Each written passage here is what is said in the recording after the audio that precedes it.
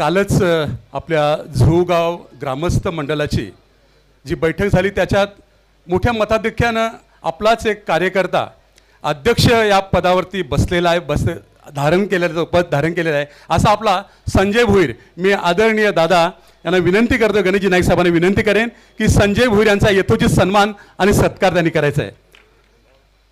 ठीक आहे, घे.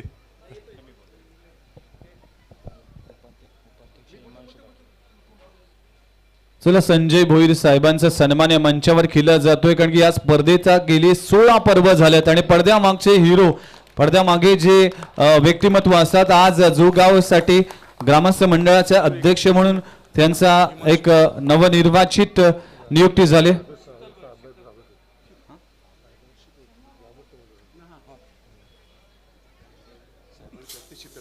आणि त्यानंतर या स्पर्धेच्या आयोजिका आणि या भारतीय जनता पार्टीच्या रणरागिणी शीतलताई यांचा सन्मान देखील करण्याची विनंती मी साहेबांना विनंती करतोय की आपल्या शुभ हस्ते हा सन्मान आपण करावा. अगदी जोरदार टाळ्या झाला पाहिजे मित्रांनो. एक महिला असून एक स्त्री असून आपल्या भावा प्रति असलेले प्रेम गेली 16 वर्ष आपल्या भावाच्या आठवणीचा हा 16 रंगताना दिसतोय. आणि त्याचबरोबर उपाध्यक्ष जोगाव ग्रामस्थ मंडळ हिमांशू पाटील यांचा देखील सन्मान या मंचावर केला जातोय. नुकतंच आपण जर पाहिलं तर जोगाव ग्रामस्थ मंडळ उपाध्यक्ष म्हणून त्यांची निवड झाली आणि त्यांचा सन्मान देखील मुख्य व्यासपीठावर केला जातोय. या सगळ्याच अतिथी मान्यवरांचा सन्मान केला जातोय. आणि ग्रामस्थ मंडळाच्या वतीने, जोगाव ग्रामस्थ मंडळाच्या वतीने आज आदरणीय गणेशजी नाईक साहेबांचा सन्मान आपण करणार आहोत. एक मोठा हार, आयुष्यामध्ये नाईक साहेबांनी कधीच हार मानली नाही अगदी, पण हा आदराचा आणि सन्मानाचा हार आहे. हा जोगावच्या अगदी आपुलकीचा हार आहे. आणि हा हार प्रदान करत असताना आदरणीय ऐरोली विधानसभा सन्माननीय आमदार, वनमंत्री, कॅबिनेट मिनिस्टर आणि पालघर जिल्ह्याचे पालकमंत्री गणेशजी नाईक साहेब यांना विनंती करतोय की आपण या कार्यक्रमाच्या निमित्तानं संबोधित करावं.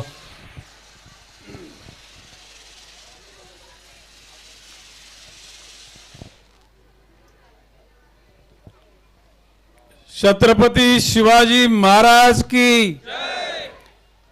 डॉक्टर बाबासाहेब आंबेडकरांचा भारत माता की जय. वंदे मातरम. आज सुयोग स्मृती चषक 2025 डे नाईट ओराम क्रिकेटच्या स्पर्धा वर्ष 16वे या स्पर्धांना सुरुवात होताना उपस्थित जोगावचे भूतपूर्व नगरसेवक प्रभाकरजी भोईर, परिवहन समितीचे प्रमुख पदाधिकारी श्री हनुमंतजी दलवी, वाशी पोलीस स्टेशनचे वरिष्ठ पोलीस निरीक्षक संजयजी धुमाल, ज्येष्ठ समाजसेवक विजय वालुंज, ज्येष्ठ समाजसेवक अजय वालुंज, कुठे आहेत रे दोघे, महाग आहे का? ओके. आपल्या गावचे हरिभक्त परायण लक्ष्मण बुवा पाटील, हरिभक्त परायण बरोबर आहे लक्ष्मण ना? हां, का नको असू दे रे. आपल्या गावचे ज्येष्ठ समाजसेवक प्रल्हाद भोईर, ज्येष्ठ समाजसेवक संजय भोईर, ज्येष्ठ समाजसेवक किशोर पाटील, ज्येष्ठ समाजसेवक आत्माराम भोईर, ज्येष्ठ समाजसेवक अनंत मोकल, ज्येष्ठ समाजसेवक रमण भोईर, ज्येष्ठ समाजसेवक अभिषेक भोईर, ज्येष्ठ समाजसेवक गोपीनाथ पाटील, ज्येष्ठ समाजसेवक कल्पेश भोईर, ज्येष्ठ समाजसेवक प्रदीप पाटील, ज्येष्ठ समाजसेवक मनोज भोईर, समाजसेवक हिमांशू पाटील, ज्येष्ठ समाजसेवक केशव पाटील, ज्येष्ठ समाजसेवक जयदास पाटील, ज्येष्ठ समाजसेवक संजय भोईर, ज्येष्ठ समाजसेवक साजेश भोईर. खऱ्या अर्थानं नवी मुंबईमध्ये डॉक्टर लोकांची ऑर्गनायझेशन सेटअप गेटअप करणारे डॉक्टर शिवदासजी भोसले,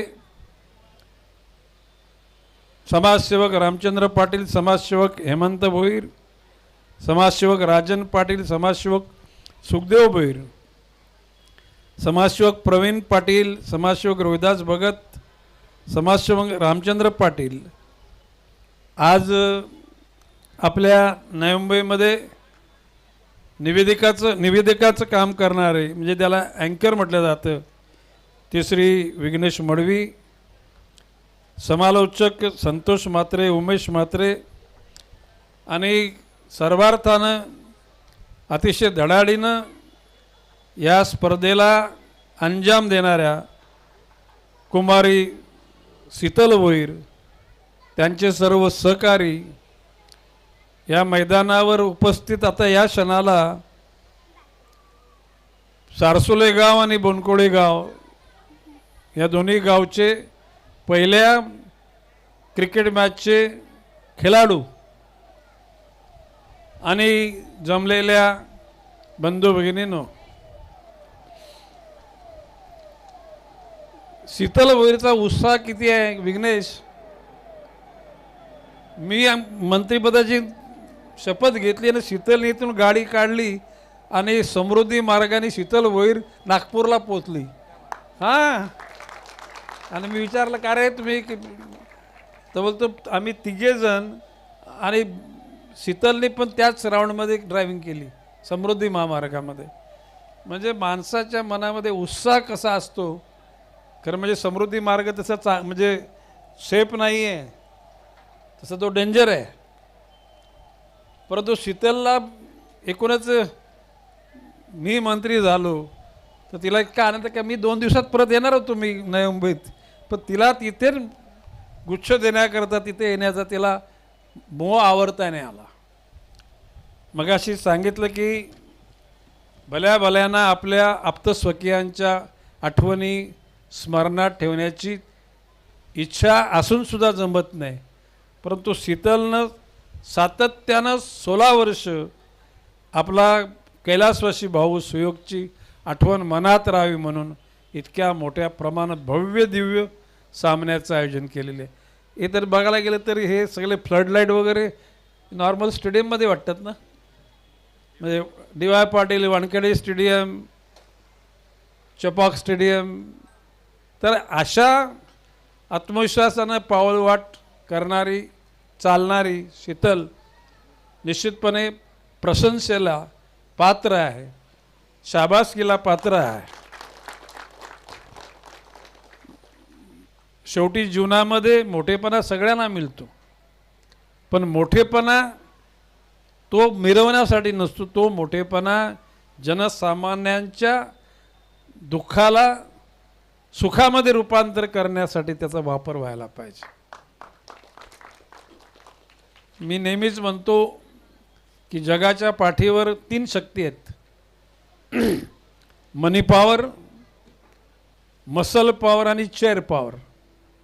पैशाची ताकद, बलदंड असलेल्या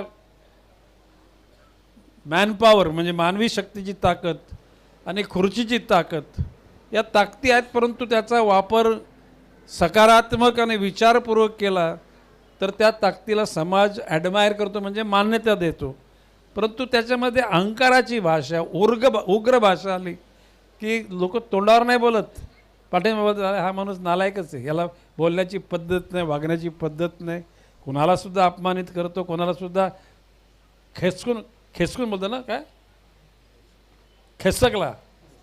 हां, लोक म्हणजे तोंडावर वाईट नाही बोलत. आजकाल समाज फार म्हणजे चतुर झालेला आहे. एखादा माणूस नालायक असला ना तरीसुद्धा समोरून त्याला नमस्कार करा, पण मनातल्या मनात तो नालायकच आहे असे लोक बोलतात. त्याच्याविषयी मनात केशव गोष्ट खरी का खोटी? हां, खरी. अशा प्रकारे बाकी जी लोक आपल्या जीवनाचा मार्ग सगळ्यांच्या करता, सगळ्यांची दुःख कमी करण्याकरता, सगळ्यांना आनंद देण्याकरता करतात, अशा लोकांची समाज आठवण विसरत नाही. आता माझं विघ्नेशची फार कौतुक केलं, ऐरोलीचे आमदार, मंत्री, पालकमंत्री, वनमंत्री. गणेश नाईक 4थ्यांदा झाला आहे. गणेश नाईकला काही नवे नाही आहे. जनता दरबार 2000 जनता दरबार भरवलेत महाराष्ट्रामध्ये ना, तर भारतामध्ये हे हा अहंकार नाही. तुम्ही लोकांनी जे प्रेम दिलं, आत्मविश्वास दिला, कायम सातत्यानं शक्ती दिली, त्याच्या परिणामी गणेश नाईक हे दरबार भरवू शकला. गोरगरिबांच्या यातना दूर करण्यासाठी खरं म्हणजे ही शक्ती वापरली गेली पाहिजे. मी मधल्या काळात चंद्रपूरला गेलो होतो. तिथे आमदार जोरगेवार म्हणून आहेत, जोरगेवार सज्जन माणूस. जोरगेवारांशी गप्पा गोष्टी करताना मी त्यांना म्हटलं, बघा 20 नोव्हेंबरला निवडणूक आहे, बरोबर आहे ना, 20 नोव्हेंबरला, आणि 23ला रिझल्ट लागला. म्हटलं 23 तारखेला 100 किलोचा आईस क्यूब म्हणजे बर्फाचा तुकडा आपल्या हातात मिळालेला आहे. तो बर्फाचा तुकडा पूर्ण वितळणार आहे कधी? 5 गुणिले 12 गुणिले 30 गुणिले 24 गुणिले 60 म्हणजे मिनिटागणिक त्या ठिकाणी त्याचं विवरण केल्यानंतर त्याचं योग्य प्रमाणात नियोजन केले पाहिजे आणि टप्प्याटप्प्यानं त्या ठरलेल्या दिवशी ऊन वारा पाऊस असो कुठल्याही परिस्थितीमध्ये मनात ठरवलेलं ध्येय ते गाठायचं असतं. आणि म्हणून मी स्पष्ट सांगितलेलं, ह्या 5 वर्षामध्ये बांधलेली लोकांनी गावठाणातली घरं, गरजेपोटी बांधलेली घरं, सिडकोनी ज्यांना घरं दिली ते कॉलनीतले लोक, सिडकोने भूखंड दिला आणि बिल्डरने बांधला त्या बिल्डिंगमधली लोक, झोपडीमधली लोक, या सगळ्यांना फ्री होल्ड म्हणजे मालकी हक्काची जागा त्या ठिकाणी मिळवून देण्याचं मी घोषणा केली होती आणि अंतिम टप्प्यामध्ये ती घोषणा पूर्ण होईल. एरवी मी विधानसभेत बोललो, आमच्या बापदाद्याची नावं सातबाराच्या वृत्तवाऱ्यावर होती. ऐकलं माझं भाषण ना? आणि आज तुम्ही आम्हाला काय भाडेकरू बनवले, काय लीज म्हणजे भाड्यानं. आपली ही सिडकोची घरं काही मालकीचे नाहीत, सध्या लीजची आहेत. आणि म्हटलं की आता बस झाला, आता इट इज टू मच. आणि आता भविष्यकाळामध्ये मूल गावठण तर आपल्या स्वतःचा हक्काचं आहे, पण गरजेपोटी बांधलेली घराची जागासुद्धा मालकी हक्काची होणार. कॉलनीतल्या लोकांची सगळी घरं LIG, MIG, HIG, raw house, बंगले सगळे मालकी हक्काचे होणार. आणि झोपडट्यांच्या लोकांची घरंसुद्धा मालकी हक्काची होणार. भविष्यकाळामध्ये आज आता मी जनता दरबारात म्हटलेलं आहे, महापालिकेमधले परिवहनचे लोक आले होते, कंत्राटमध्ये असलेले शिक्षक आले होते, आरोग्य खात्याचे. म्हणजे याच्या पुढे नवी मुंबई महापालिकेवर ठेकेदारी पद्धतीनं त्याला म्हणजे ठोक पगार, रोख पगार अशी माणसं नाही. सगळ्यांना बेसिक DA अलाउन्सेस सर्व लोकांना परमनंट करायचं पाहिजे. जी जी गरजेची आहेत ती परमनंट व्हायला पाहिजे. आणि शेवटी आयुष्यभर महापालिका राहणार तर 13 वर्ष शिक्षकांनी कॉन्ट्रॅक्टमध्ये राहावं, ठेकेदार पद्धतीने राहावं, एक शोभत नाही. आणि मी सांगितलेलं की ह्याच्या पुढे राज्य शासनाचं बहिणी लोकांना भरपूर आपण काय बोल लाडकी बहीण ना, आता म्हणजे कर्ज झालं तर असं होऊ दे ना, कर्ज त्या कर्जाचा ना या महापालिकेचा त्या लोकांना परमनंट करायचा कुठं काय हिशोब लागत नाही. कारण महापालिका स्वतःच्या ताकदीनं उभी राहिलेली आहे. आणि भविष्यकाळामध्ये या नवी मुंबईतल्या राहणाऱ्या लोकांचा पाण्याचा प्रश्न मी बोललेला आहे. अजून 20 वर्ष पाणीपट्टी वाढवणार नाही. किती वर्ष? 20 वर्ष पाणीपट्टी वाढणार नाही, घरपट्टी पण वाढणार नाही. आणि मी तर बोललो तो भिरा प्रकल्पाचं 500 MLD पाणी, पण तो भिराच्या प्रकल्पाचं पाणी देशावर जिथून पाणी येते त्यांचं म्हणणं ते आम्हाला परत पाहिजे, ते लिफ्ट केलं जाणार. मग आपल्याकडे पोशीर धरण, कर्जत तालुक्यामध्ये पोशीर धरणाचं काम नवी मुंबईकरता होणार आहे आणि ते पण राज्य शासनाकडून होणार. एक 7-8 दिवसापूर्वीच MMRD इलाक्यामध्ये जे शहरं आहेत नवी मुंबई, ठाणे, भाईंदर, कल्याण, डोंबिवली, उल्हासनगर, बदलापूर, अंबरनाथ, भाईंदर, वसई, विरार सगळ्या MMRDच्या लोकांना पाणी पुरवठा कायमस्वरूपी व्हावा म्हणून माननीय मुख्यमंत्री देवेंद्र फडणवीसांनी मीटिंग लावली होती. त्या मीटिंगला मी होतो, एकनाथजी शिंदे होते आणि जलसंपदा विभागाचे मंत्री त्या ठिकाणी उपस्थित होते आणि त्या प्रकारे कुठल्या कुठल्या वर्षामध्ये कुठल्या कुठल्या शहराला पाणी मिळेल गिरीश महाजनांना त्या ठिकाणी मी सांगितलं रे आमच्या मोरब्याचं पाणी आल्यानंतर तुम्ही बारवीचं पाणी बंद केलं आणि आमच्या लोकांना तर अडचण भासते ना थोडीफार कधी कधी. तर म्हटलं आता त्या टाटा हायड्रो पॉवरमधलं जे पाणी पावसाळ्यामध्ये पाताळगंगा नदीतून खाडी जातं ते पाणी आम्हाला द्या. तशा प्रकारचं ठरलं आहे. ते पाणी नवी मुंबई महापालिकेला मिळेल. नंतर हे का पाणी कमी होईल तोपर्यंत पोशीर धरणाचं पाणी आपल्याला उपलब्ध होईल. एकूणच फार मोठ्या ताकदीनं विचार करून मी ठेवलेला आहे. जनता दरबार हा काय नुसतं काय म्हणजे दिखाव कर जनता अंतःकरणपूर्वक त्या लोकांना ज्या यातना सोसावल्या त्या यातनातून मुक्त करण्याचा हा विचार आहे. आणि अशा परिस्थितीमध्ये ज्याला हे सगळं बघितलं शीतलता आणले. काय म्हणजे शीतलता म्हणजे माणसाला मनाला आनंद देणारी झुलूक म्हणजे थंडगार शीतलचं बोलणं चालणं वागणंसुद्धा शीतलच आहे ना. तशी ते आक्रमक आहे परंतु एरवी तशी शीतल आहे. आणि या सगळ्या वातावरण बघितल्यानंतर ही पंख्याची हवा येते आणि मला वाटतं की शीतलचीच हवा येते. हे नाही हवं. एकूण शीतलचं कौतुक करावं तेवढं कमी आहे. जुगावचे सुजाण नागरिक शीतलच्या पाठीमागे ताकदीने उभे आहेत. समाज सेवेच्या चांगल्या विचाराच्या लोकांच्या पाठीमागे आणि असे उभे राहतील असा विश्वास व्यक्त करतो. झालेली स्पर्धा 3 दिवसाची आहे का 3 दिवसामध्ये समाप्तीचा जो कालखंड असेल तो सुरेख व्हावा. तर काल त्या म्हणजे पुण्याला कुठेतरी कुस्तीगरांची काहीतरी झाले ते पंचाला लाद घातली. आता काय करावं आता असा काय प्रकार इथं होता कामा नाही ते बरोबर नाही. शेवटी जीवनातली खेळातली हार का जीवनातली हार नाही. संयमानं सगळ्या गोष्टी हारसुद्धा सहन केली पाहिजे आणि जीतसुद्धा पचवली पाहिजे. एकूणच शीतल तुला पुन्हा हार्दिक शुभेच्छा. जय हिंद जय महाराष्ट्र.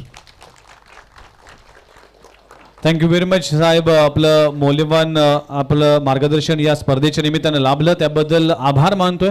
आयोजिका शीतलताई भोईर यांच्या वतीने सुयोग स्मृती चषकाची सर्वच आयोजकांच्या वतीने त्याचबरोबर जुगावच्या ग्रामस्थांच्या वतीने साहेब आपली उपस्थिती फार आदरणीय राहिली. या स्पर्धेचा उद्घाटन सोहळा आपल्या शुभहस्ते झाला. आज खऱ्या अर्थानं या स्पर्धेला सुरुवात झाली आणि आदरणीय सन्माननीय गणेशजी नाईक साहेब यांच्या उपस्थितीमध्ये हा कार्यक्रम आपण पाहिलात. त्यांचं मनोगत ऐकलं. आपण मौल्यवान वेळ आपण या स्पर्धेसाठी दिला त्याबद्दल सगळ्याच मान्यवरांचं मी आभार मानतोय.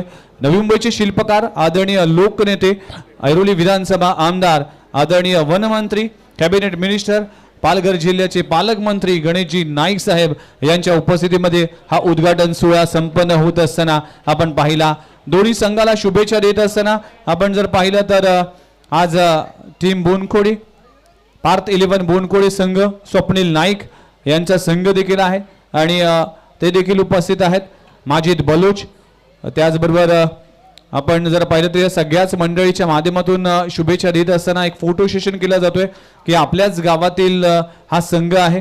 आज हनुमान दळवी साहेब देखील या स्क्वॉडमध्ये जॉईन होत असताना या स्पर्धेची आयोजिका शीतलताई भोईर यांच्याच माध्यमातून गेली 16 वर्ष ही भव्य दिव्य स्पर्धा हे डे नाईट फॉर्मॅटमध्ये ही स्पर्धा रंगली गेली. आज मान्यवरांच्या उपस्थितीमध्ये या स्पर्धेचा उद्घाटन सोहळा संपन्न झाला. थँक्यू व्हेरी मच सगळ्याच मान्यवरांचं. खास करून आदरणीय लोकनेते गणेशजी नाईक साहेब यांच्या उपस्थितीमध्ये कुशल 11 जय गणेश सारसोळे हा संघाचा देखील फोटो सेशन केला जातोय. आपण सर्व टीमला पाहू शकाल. हर्षल मडवी असेल कुशल मडवी असेल गणेश मडवी असेल रवी मेहर लारा ज्यांच्या माध्यमातून लोकनेते चषक ही स्पर्धा देखील येणाऱ्या मार्च महिन्यामध्ये 7, 8, 9 या कालावधीमध्ये रामलीला मैदान सारसोळेच्या मैदानावर आपल्याला पाहायला मिळेल. आणि आदरणीय लोकनेते गणेशजी नाईक साहेब यांच्याच सन्मानार्थ ही स्पर्धा देखील रवी मेहर आणि जय गणेश कुशल 11 सारसोळेच्या माध्यमातून ही स्पर्धा पाहणार आहोत. त्यामुळेच आलेल्या सर्वच मान्यवरांचं आणि आदरणीय लोकनेते गणेशजी नाईक साहेब आपल्या उपस्थितीने खऱ्या अर्थाने या मंचाची पूर्तता झाली त्याबद्दल आपलं सगळ्यांचंच मनपूर्वक आभार आहे. सुयोग स्मृती चषक 2025 हा सोहळा. आणि या सोहळ्यानिमित्तानं सगळ्यांची भेटगाठ करत असताना प्रत्येकाला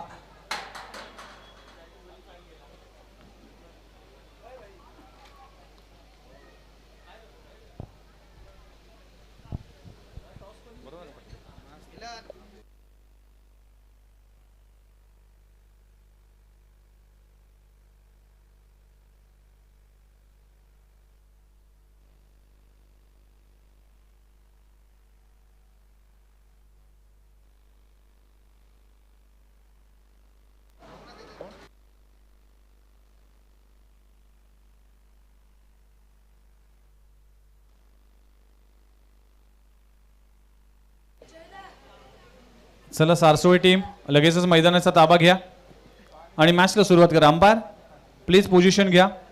थँक्यू व्हेरी मच. सगळ्याच मान्यवरांचा मी मनपूर्वक आभार मानतोय. आदरणीय लोकनेते गणेशजी नाईक साहेब, ऐरोली विधानसभा आमदार, वनमंत्री, कॅबिनेट मिनिस्टर आणि पालघर जिल्ह्याचे पालकमंत्री गणेशजी नाईक साहेब यांच्या उपस्थितीमध्ये हा उद्घाटन सोहळा रंगताना दिसतोय. चला पहिल्या मॅच साठी आपण जाऊया कॉमेंट्री बॉक्स